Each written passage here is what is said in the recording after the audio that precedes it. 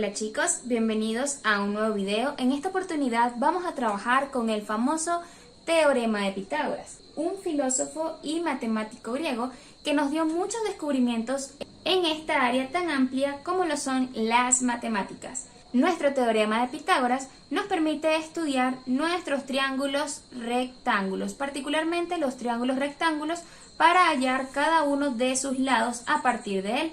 Más adelante te voy a explicar de qué trata el teorema, pero antes vamos a refrescar un poco qué significa ser un triángulo rectángulo. Cuando tenemos un triángulo rectángulo, en principio un triángulo es una figura plana que posee tres lados y que la suma de sus ángulos internos mide 180 grados. Lo que caracteriza a nuestro triángulo rectángulo es que posee un ángulo recto. Y sí, un ángulo recto mide 90 grados. Por otro lado, nuestro triángulo rectángulo tiene nombres diferentes para sus lados a diferencia de los demás triángulos. El lado más grande se llama hipotenusa y siempre lo encontramos opuesto a nuestro ángulo recto o a nuestro ángulo de 90 grados. Esta que tenemos aquí es la hipotenusa y para nuestro teorema de Pitágoras la vamos a llamar C. Aunque también la podríamos llamar H de hipotenusa, pero para ir un poco con lo que es nuestro teorema de Pitágoras vamos a llamarla C. Este lado se llama C y los otros dos lados, que son aquellos que son perpendiculares y forman un ángulo recto, que es el ángulo de 90 grados, le llamaremos catetos. De esta forma tenemos los tres nombres que se le dan a los lados de nuestro triángulo rectángulo. Pero como a nuestra hipotenusa le asignamos un nombre, a nuestros catetos también le vamos a asignar un nombre característico. A este cateto vamos a llamarle cateto A y a este cateto vamos a llamarle cateto B. Pero no importa en el orden en el que aparezcan, este podría ser cateto B o este podría ser cateto A. Así que esto es lo menos que nos debe importar, el orden donde aparezcan las letras, pues lo más importante es saber cómo se comporta la hipotenusa. Sabemos que siempre está opuesta al ángulo recto y que además es el lado de mayor longitud, por tanto a ella la debes tener muy reservada. Así como la puedes ver con C, también la podemos llamar H. Ahora chicos, ya que sabemos lo que es un triángulo rectángulo, vamos a pasar a explicar de qué trata nuestro teorema de Pitágoras. Lo primero que debes saber es que el teorema de Pitágoras hace referencia a los cuadrados que se pueden formar sobre cada uno de los lados de nuestro triángulo. ¿Bien?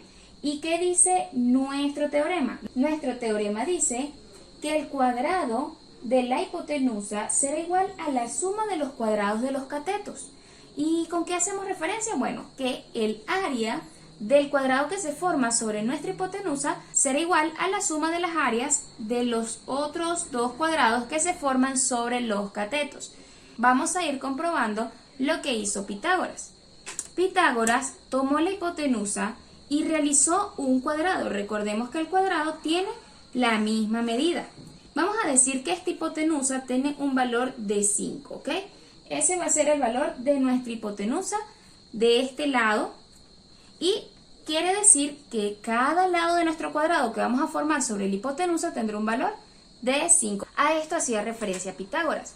Pitágoras lo que demostró es que en un triángulo rectángulo el cuadrado de la hipotenusa, es decir, el área de este cuadrado, iba a ser igual a la suma de estas dos áreas, es decir, la suma de los cuadrados de sus catetos.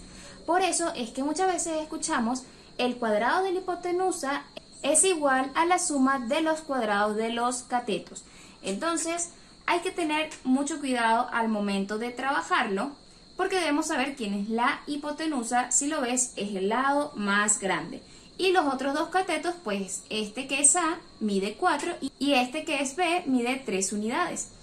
¿Qué es lo que quiso entonces demostrar? Bueno, sabemos que cada lado de este cuadrado vale 5, que cada lado de este cuadrado vale 4 y que cada lado de este cuadrado vale 3. Sabemos que para calcular el área, pues tenemos que elevar al cuadrado el lado que conocemos del cuadrado, en este caso C al cuadrado. Así que para hallar el área de este cuadrado decimos C al cuadrado. Para hallar el área de este cuadrado decimos A al cuadrado y para hallar el área de este cuadrado decimos B al cuadrado, es decir, uno de sus lados elevado al cuadrado porque todos ellos miden exactamente lo mismo. Ahora, nuestro teorema nos dice que el cuadrado de la hipotenusa, que es c cuadrado, vamos a colocarlo por aquí, es igual a la suma del cuadrado de los catetos. Es decir, la suma de a al cuadrado del cateto A elevado al cuadrado de su área más el área del otro cateto que es B, por eso es que estamos sumando áreas B al cuadrado. Fíjate que no sumamos A, C y B, sino las áreas de cada uno de ellos. C al cuadrado debe ser igual a la suma de A al cuadrado, que es el área de este cuadrado, más B al cuadrado, que es el área de este otro cuadrado. ¿Cuánto vale C? C vale 5. Entonces vamos a colocar 5 y lo elevamos al cuadrado como una ecuación. ¿Cuánto vale A? En este caso A vale 4. Así que 4 lo elevamos a al cuadrado más B, que es B al cuadrado. ¿Quién es B? B vale 3. 3 lo elevamos al cuadrado. 5 al cuadrado es 25. 4 al cuadrado es 16. Y 3 al cuadrado es 9. Si yo sumo 16 más 9, eso me da 25. Con esto comprobamos que Pitágoras estaba en lo correcto y por eso este teorema se ha trabajado tanto a lo largo de los años en matemáticas en el área de geometría, particularmente en trigonometría, el estudio de los triángulos. Esto que tenemos aquí son los primeros números con los que probó nuestro querido matemático, donde tomó 5 unidades de nuestra hipotenusa y cada uno de los catetos, sin importar si B valía 4 o A valía 3, porque es indiferente en los catetos, los tomó con esos valores para poder encontrar lo que hoy conocemos como el teorema de Pitágoras, dándose cuenta de que, bueno, al ser 25 igual a 25, tenemos que este cuadrado grande será igual a la suma de estas dos áreas, ¿ok? Por ejemplo, si yo tengo un montón de piedritas en este cuadrado, y yo vacío todas las piedritas en este cuadrado y en este cuadrado, repartiéndolos de tal manera que cubra toda su área, entonces nos vamos a dar cuenta de que exactamente vamos a tener la misma cantidad de piedritas, ni una más ni una menos, que en nuestro cuadrado grande. La hipotenusa al cuadrado es igual a la suma de los cuadrados de los catetos, es decir, A al cuadrado más B al cuadrado. Nosotros los profesores muchas veces les damos esto despejado para encontrar los catetos, pero cuando vayamos a los ejercicios vas a entender cómo podemos utilizar esta fórmula para encontrar lados. También la puedes escribir como h al cuadrado, que es hipotenusa, es igual a al cuadrado más b al cuadrado. Entonces, tenemos que el teorema de Pitágoras simplemente nos va a funcionar para calcular, número 1, triángulos rectángulos o lados de un triángulo rectángulo. Y número 2, tenemos que el teorema de Pitágoras se basa en los cuadrados, en el área de los cuadrados que se forman sobre cada uno de sus lados explicados anteriormente. Te voy a dejar por aquí un video gráfico con un artefacto matemático que alguna vez realicé y así podrás comprobar con tus propios ojos que esto es aplicable en la vida real. Lo que estás a punto de ver es la demostración. Aquí tenemos la hipotenusa y recordemos que el cuadrado de la hipotenusa está opuesto al ángulo recto. Lo que vamos a hacer es que lo vamos a girar y vas a comprobar con tus propios ojos que se cumple gráficamente.